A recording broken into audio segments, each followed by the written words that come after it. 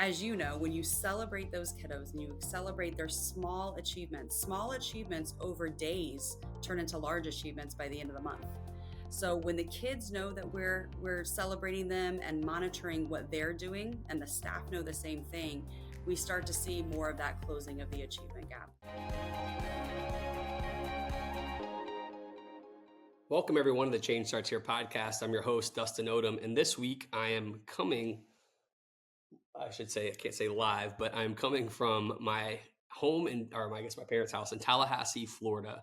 I am on spring break with my kids, and there's just this woman that you're going to meet here in a second, Larua Mendicino, that we have on today, who is a remarkable leader.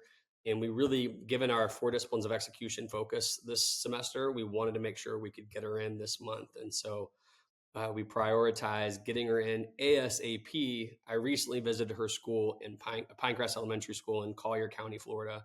And it was just a remarkable experience. It was a remarkable experience in the sense that students feel seen, heard, loved. They believe that they are the leaders of the school. And you just get to see the results that school gets. It's a uniquely diverse school, giving it Collier County. If you know Collier County, think of it as Naples. It's in Immokalee, which is still a part of Collier County. And there's a lot of migrant workers, high free reduced lunch population, a lot of English language learners there. And so there's a lot of kids that her and her staff will get that aren't able to even speak English, let alone learn at that time. And just seeing how confident and amazing those kids are, seeing the teachers that just believe in the power of their kids and believe in the potential of their kids is awesome. And the thing I love most about Laura is when you talk to her off air, even on air, as you'll see in this conversation, she just believes in everyone around her. She empowers everyone around her. It's never about her. And so that's the exciting part to talk to her. So today, if you are implementing 4 disciplines of execution in your schools or your school system, this is a phenomenal conversation to listen to. If you don't know what the heck I'm talking about, this is a great conversation to listen to. And if you're intrigued about the potential of implementing 4 disciplines of execution, this is a great conversation to listen to. Laura is, like I said, incredibly humble, but she answers these questions in a very direct, concise way that will help you. And so I would just say, get your notebooks out, however you take notes. I take on my Apple Notes, but be ready to take notes on this one because it's super helpful and super informative. Larua Mendicino is someone who has led 2 schools from good to great in Collier County. She's about to be, I don't know of her direct title, but elementary schools director, assistant soup, something along those lines in Collier County, and will be impacting the lives of so many more kids. And she's just someone that I think you're going to want to get to know and learn from in many different ways. So it was a blessing to have her. I hope you enjoy the conversation as much as I did. As always, if you're a subscriber, thank you so much for subscribing. If you haven't subscribed, please subscribe. But most importantly, as you listen to this, if there's any educator in your life that needs to hear what Laura is talking about today, please share this with them. Again, thank you for joining us and enjoy this interview. I'm coming off sky high, super excited after this conversation. So I hope you enjoy it. All right, Laura, thank you so much for making time to meet with me. I am on my kids' spring break right now, which anybody who's watching sees I'm in a hat and a hoodie. That's not the typical get up here. I apologize because you look very nice and well prepared for this. But thank you for joining us right after your spring break. Absolutely. I'm honored to be here. Thank you for having me. Well, I am pumped. You're famous in my world and our world of Franklin Covey education. So with that, there's no pressure. But I am curious. There's a question that I used to love to ask every podcast as we got started, which is, who are you and what do you love about what you do? That could be a really loaded question. So, I am first and foremost, I'm a mom and a wife and a daughter. I believe in family first, then faith, and then our profession.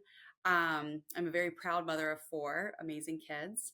I live in Florida, and I'm the proud principal of Pinecrest Elementary School, which is in Immokalee. We are a small town out here, lots of farming that happens here, and our students come from very diverse backgrounds.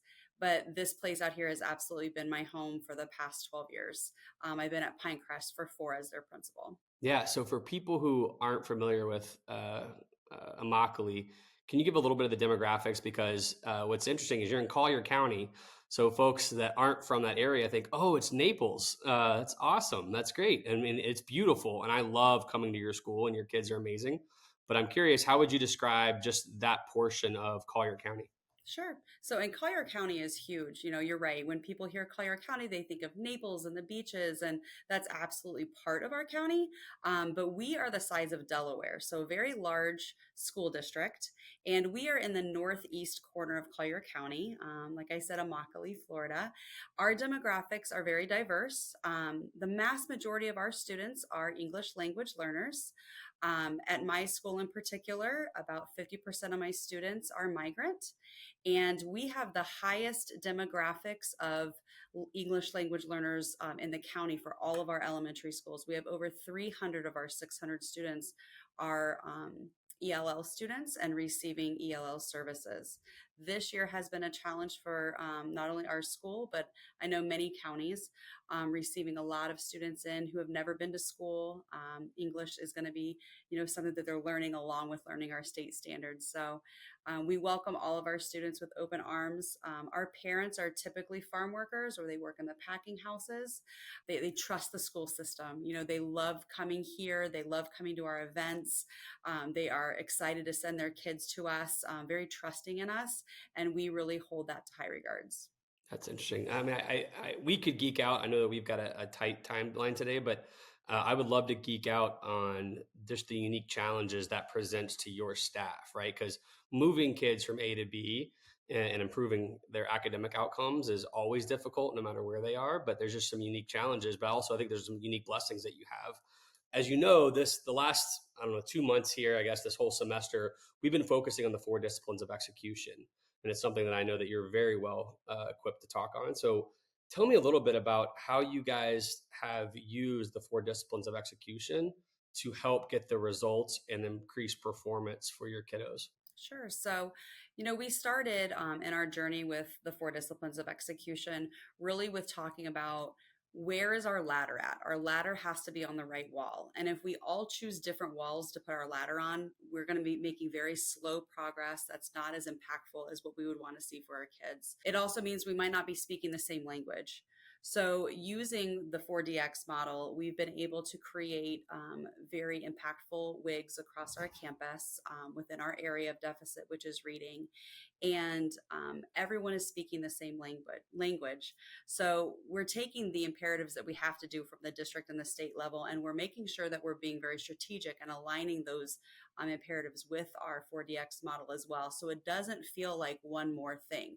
We want it to be very meaningful and impactful for the teachers because we know that when they're buying into it and when they're using it authentically within the classroom and working with individual students or groups of students or their class or their team, we're going to see that impact from them. It seems so natural to you. I mean, before I got a chance to know you, like I said, you were famous in my world as someone who just gets the head and the heart of this work. And what I mean by that is you understand the soft skills and the love and the empowerment of the kids and the teachers, but you also get the really hard skills, which is like, let's get results and let's move the needle. And that can be intimidating sometimes to teachers. So I'm curious, as you transition from school to school using this, what are the keys to getting teachers on board to implement this process early on so it doesn't feel what you described as one more thing? Sure. So I think you have to start with the why. What's our purpose? Why do we need to focus on this? Why is this a tool that we feel we're going to benefit from, not only professionally, but through our students' learning? So, beginning with the why and hearing the teacher's voice come through that and being able to make the connections then. Also, being able to very freely talk about the challenges. As educators in a very diverse community, what challenges are we facing? And then how does that connect with where we want to go? And how can 4DX really support where we want to go to overcome those challenges to really meet our why academically and as professionals? I think a lot of it is our staff first understanding that connection to how it can support. And it's a lot of conversations and it's a lot of listening at first as well. So it takes time. We've used that crock pot method before. We're not going to just jump right in a burning oven. We're going to sit there. We're going to kind of let it resonate. We're going to understand how it impacts us. And we start at personal levels too. That's what we've done at both of the schools that I've been at. We've started with the personal level with our staff because they could then see the impacts as well. So I think beginning with the why, connecting it to our challenges that we absolutely have and that we cannot deny that we have, and then seeing how can this then move us forward as a staff, and we are a team, and if we're all doing the same thing and having that same voice and having that same focus, um, really then celebrating each of the steps when we see each of those achievements being met too. Yeah, one of the things, so I love, we talk about often in Franklin Covey, it's a crock pot, not a microwave, right? Which is very true. How do you get lasting change is you have to go slow to go fast. However, serving the population you're blessed to serve, there's a sense of urgency that you have to have of, I need my students to really grasp the concepts that we're teaching here. And some of them need to catch up, right? I mean, I taught in 100% free reduced lunch schools my whole career. That you have to balance going slow to go fast, but we feel like we have to go fast. How do one, you do that? And then two, how do you help navigate that in your leadership where you've got to go fast, but you can't go too fast? So a lot of that is about data analysis, and it's about the individual child. It's also about the classroom that they're in. The way that we formulate our classrooms here in Collier County is we do reduce the range of students, which provides us a very unique opportunity of providing multiple supports to those classrooms with the higher needs students to try to expedite the closing of the achievement gap. I don't think that there's ever an easy answer to how do you go slow to go fast, but also go fast so you're not going slow. But I think it's by individual student, and it's by that classroom, and it's about celebrations. As you know, when you celebrate those kiddos and you celebrate their small achievements over days turn into large achievements by the end of the month.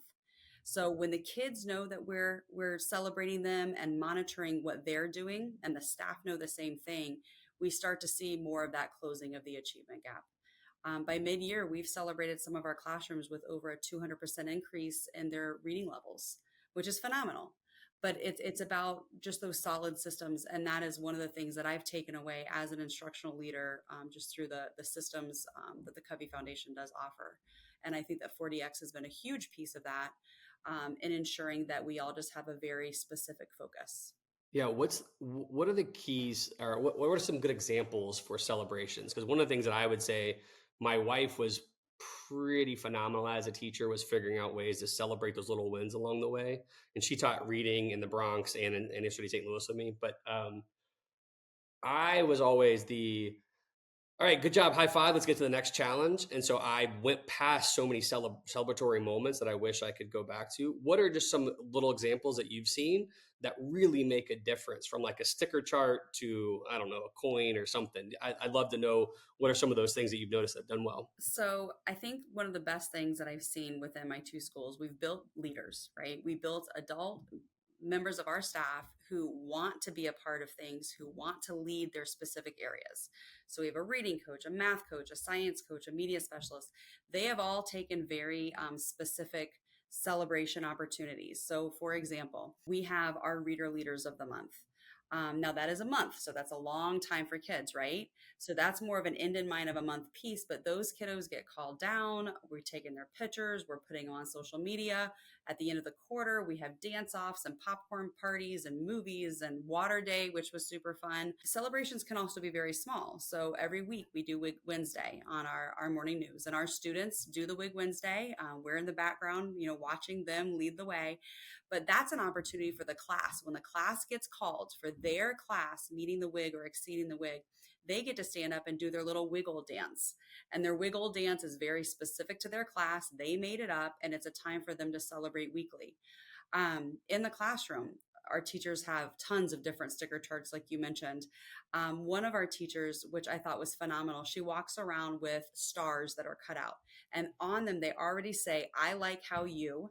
And then as she's teaching her lessons, she's dropping these stars that are very intentional on the kids' desks as they're working towards meeting their goals. So she's thinking about what are the action steps that they need to take? What are those lead measures and how are they using them in their daily learning? And she's just dropping that little star there to celebrate it. And they can put that in their leadership notebook. And at the end of the year, they can lay out all their stars and see the amazing things they've done. And that's a great visual for the kids to see, hey, on this day I did this, and on this day I did this. And now look at my trackers. I've gone from here to here. So lots of little things. And one of the things we talk about with our staff is it doesn't have to cost money, right? Kids like to eat with a staff member. Kids like to come and eat with me. Lunch with a principal. I will absolutely block off time to have lunch with kids. So those are the small things that, we can do on the daily or weekly to make sure that kids know that we're celebrating them. Our math coach does a phenomenal job. He has math belts, kind of like the WWE belts, and he goes around though and he celebrates classrooms every week with who has exceeded the expectations of their wigs on the Alex platform, and he monitors it daily. The kids, when he sees them in the hall, he is doing those high fives, and oftentimes we don't know what a high five can do for a kid, right? In the morning when I stand out at car line, if I see some of the kids who've been struggling, because I get the daily reports from all the coaches, and I see one and I saw that they made their wig the week before, I make sure to point that kid out, give them a big hug, tell them how proud I am of them. So it's all the little pieces I think that we try to do that connect between the classroom, the school environment, and then to home, because we do a lot of home phone calls as well when the child has met their wig. We want their parents to hear from us in a very positive light. What does that look like? So that means, treat me as one of your teachers. If I have a roster of kids and I have, let's say, half my kids make it each week or each month, what am I calling? How am I calling? Because I do think that's so critical, and that starts developing that muscle for kids that feel like they're winning, and parents to celebrate them and keep encouraging that flywheel to keep moving. So it really depends on how the wig is written, right? Some of our classes choose to write a quarterly wig. Some of the classes choose to write a monthly wig. So when students achieve their wig, they get a positive referral. That positive referral is then celebrated on our morning news. We read the child's name out and what they received that referral for. They come down and they sign our wig wall of fame and they ring our wig bell. And then we post their picture on social media. From that point forward, if it is an English speaking family, I do the phone call and I just talk to their parents, say who I am, that I'm proud of their child for, crushing their wildly important goal and what that means. And the fact that a new goal will be coming forward. So we always encourage the parents to discuss with their child what their goal is. If I can't personally make the phone call, either my secretary does that or one of the front office staff members do that, so that we can make that phone call home in a language that the parents can communicate in. And they have like a little mini script that they use to do that communication. So we stay pretty consistent. That's great. It sounds like your teachers are working, their butts off at your school. How do you create a culture of celebration for the adults, and what are some of the key components of having a positive culture for the adults? So while you're working really hard serving, again, the population you're blessed to what are you doing to keep that flywheel going at the adult level?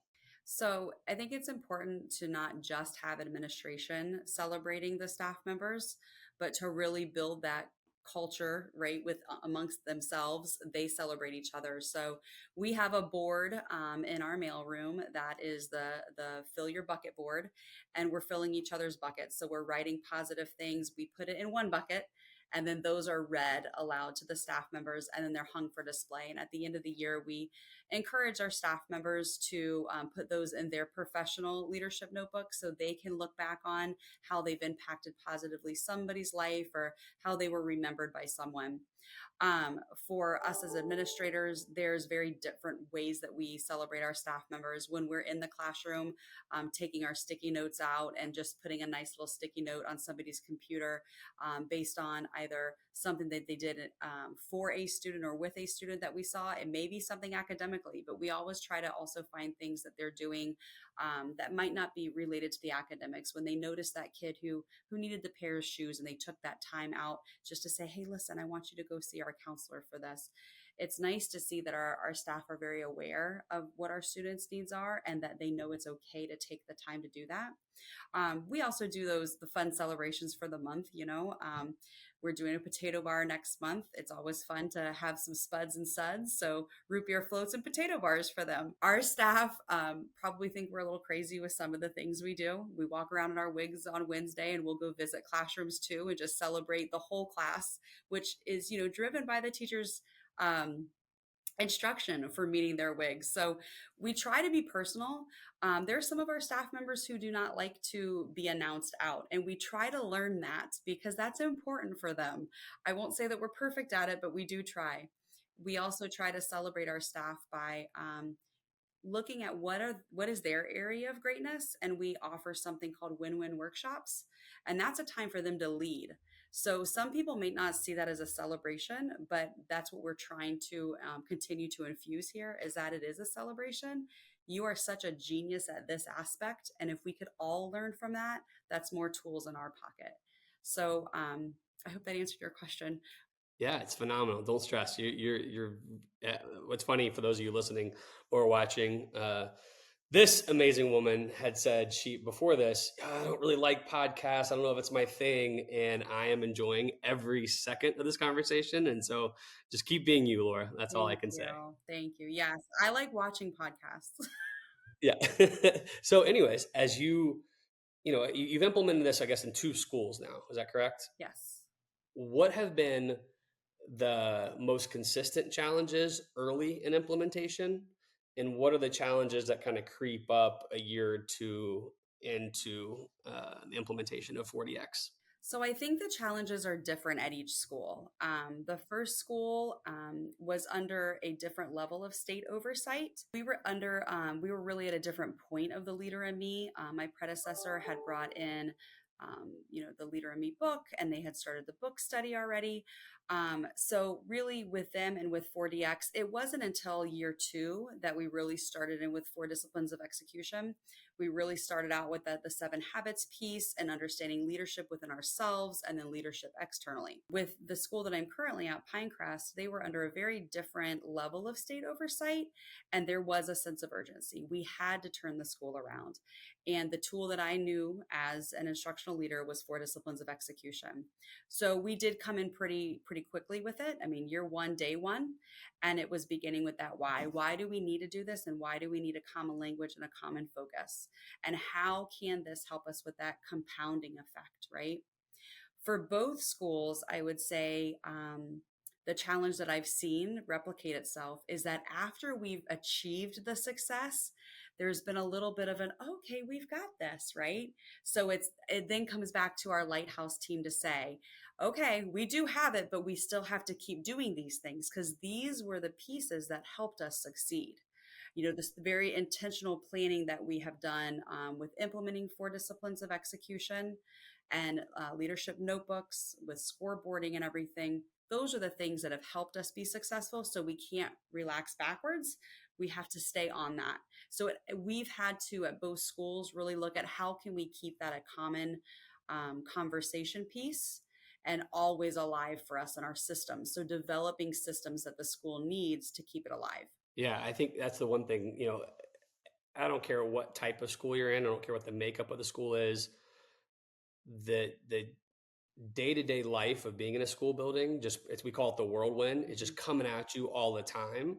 And so it's got to be one of the toughest parts is keeping the focus on what's most important, the 4 disciplines of execution for you guys in the midst of the whirlwind. What are the keys to that? It sounds like having systems like Wig Wednesdays that are always there no matter what's happening seems to be a pretty pivotal key.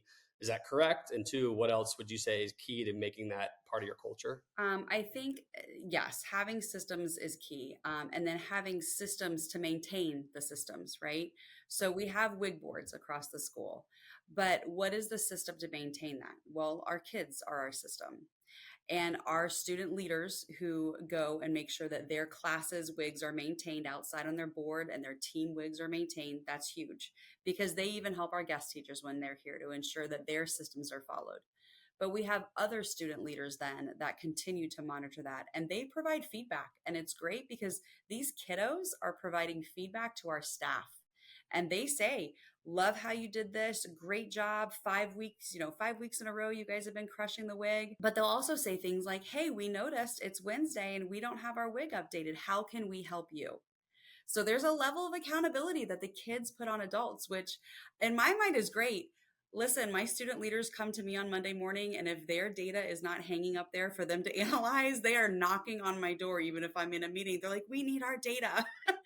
So I think a lot of it is accountability, and it's accountability at all levels. It's not an administrative thing, it's not 10% down. Well, how does it?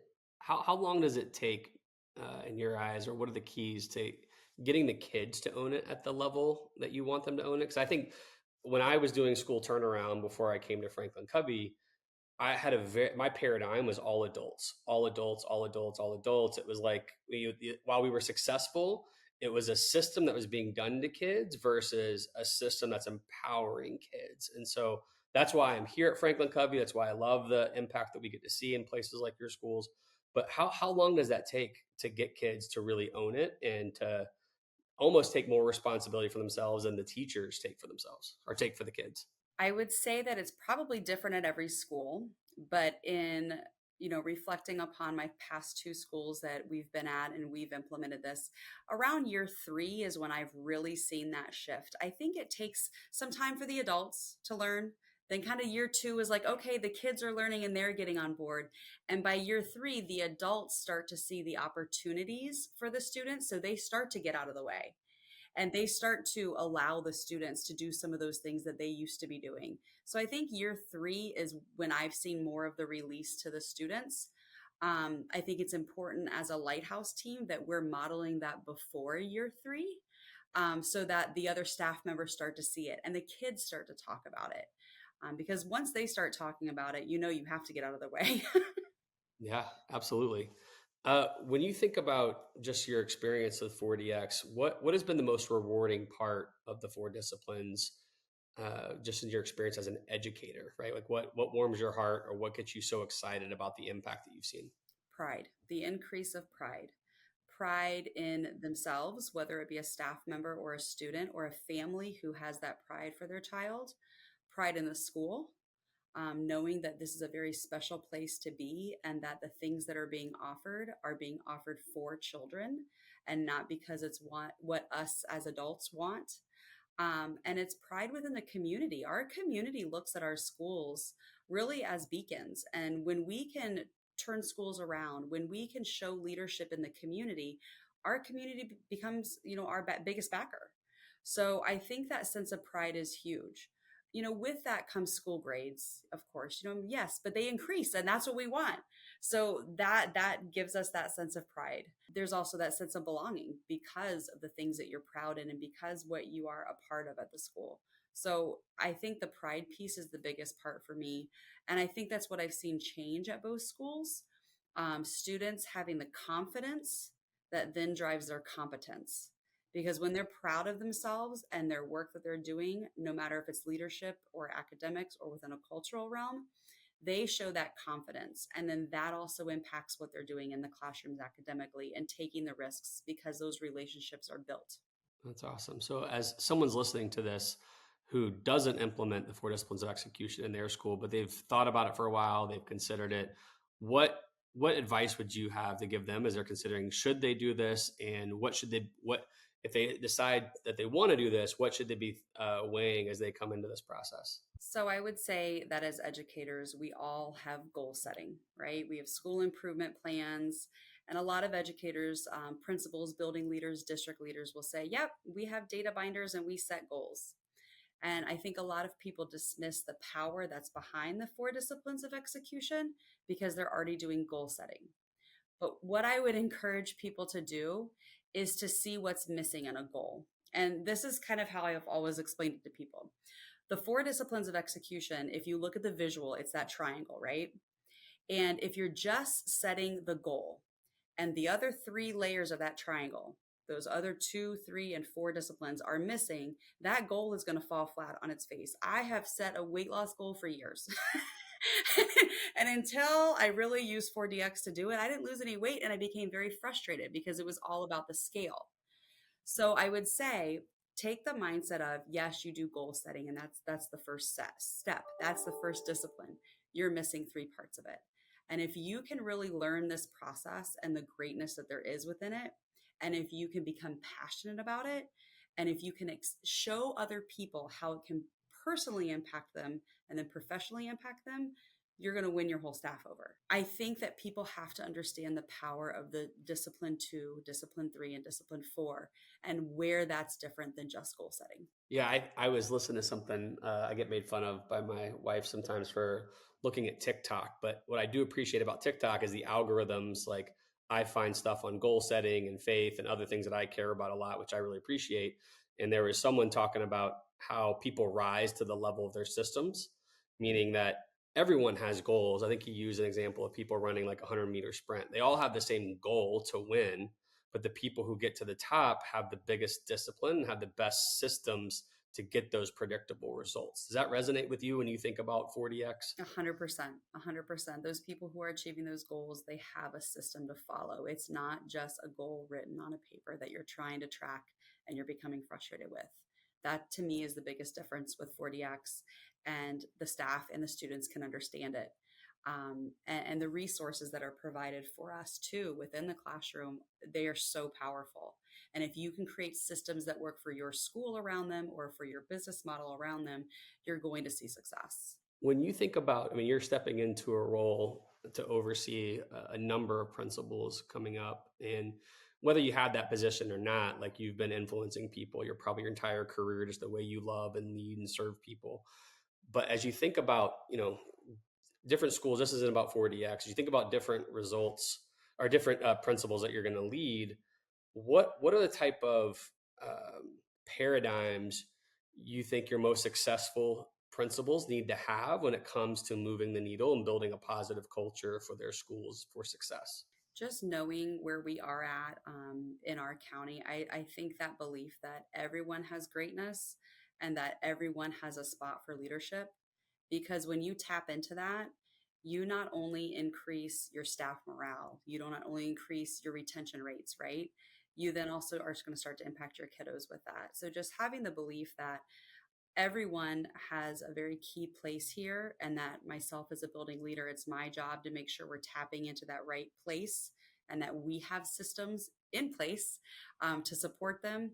I think that's where we would go with that. So we got quick rapid fire questions. My first rapid fire question is, what is a habit or discipline you utilize on a daily or weekly basis that helps you just be the best version of yourself? Seek first to understand. I definitely think Mm. habit 5 is something, it's something that I'm always challenging myself with as well. There's time frames where we don't have a lot of time, and sometimes I want to just go, and I know that I can't. So it causes me to pause. That's awesome. All right. What book have you read lately or throughout your career that you want to recommend to anybody out there who's an educational leader, or it's a book that changed your life in some way? Maybe not so much change my life, but a lot of affirmation and then next steps for me. It's called Leaders Eat Last. And I really appreciate that book. There's a lot of great connections within the 7 habits in there as well. That's awesome. I don't know what role music plays in your life, but as I preface this question every time on a podcast, living in St. Louis, Missouri, baseball is a big deal. So my kids are obsessed with different baseball players' walk-up songs. So when you think about a motivational song as you're driving to school or just something that puts you in the right frame of mind, what would be your walk-up song right now?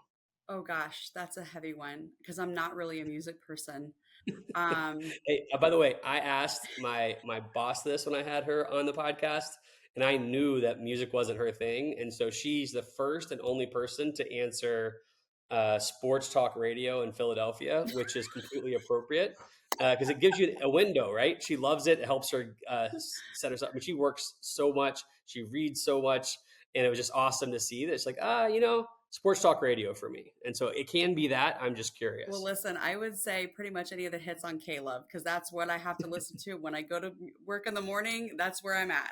Get my mind Yeah, right. well, my kids right now, I don't know if it's made K-Love yet, but they would recommend Good Day by Forrest Frank. That is our song. So if you want to I'm Google gonna that when have we to look leave, into that that's a one. song that your kids will like. Every day is going to be a good day. Last question, whether it's something you've come across online or, you've got a great leader there in Chuck Franz who's getting ready to step down. I'm curious, what's the best piece of leadership advice you've either been given in your career or come across lately that you keep coming back to just to remind you to be a better leader? If you don't have an answer right away, it's okay. And it's okay to say, I'm going to get back to you on that one. That is honestly something, especially in the heat of moment on things. I think it's a very good one to fall back to when you want to make sure that the answer you're going to be giving as a school leader is one that is going to consider all the stakeholders and all the key components of information.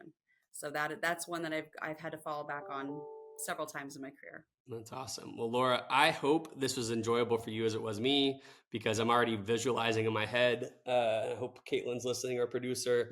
I'm already visualizing a couple ways to bring you back in really fun formats. And so this was a blessing. I love how, I mean, that you always operate this way with very direct answers, very thoughtful answers. And so hopefully it was fun enough to want to come back. If it's not, we just appreciate you having time and making time while you're in your school building. So thank you so much, Laura. Yeah, absolutely. And I appreciate being on here. I love learning from everyone who's on your podcast as well. So I will come on again if the opportunity presents Yes. itself, but I will also keep watching. All right. Well, we appreciate it, Laura. Laura, look at this. Look at the time. We don't need to announce it, but look at the time. Good job. We got you. Get back to your day job. I appreciate you so Thank much. you. Have a great day. All right. Bye.